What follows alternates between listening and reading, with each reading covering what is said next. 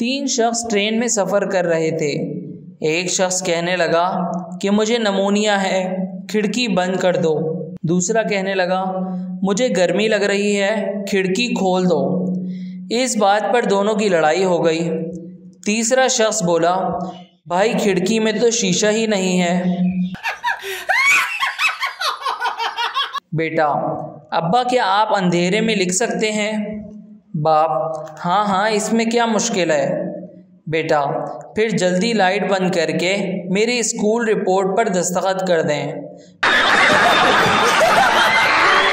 बूढ़ा आदमी एक गधे को कान से पकड़कर खींचता हुआ पुलिस स्टेशन के सामने से गुजर रहा था। पुलिस वाले ने कहा, अरे अपने बेटे को कान से पकड़कर क्यों ले जा रहे हो?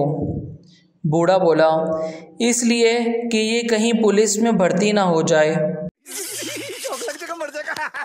जज, तुम्हें अपनी बीवी की पिटाई करने पर किस बात ने उकसाया?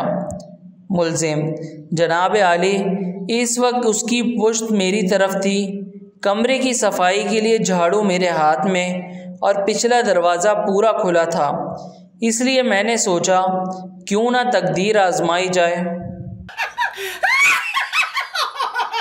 Please subscribe our channel.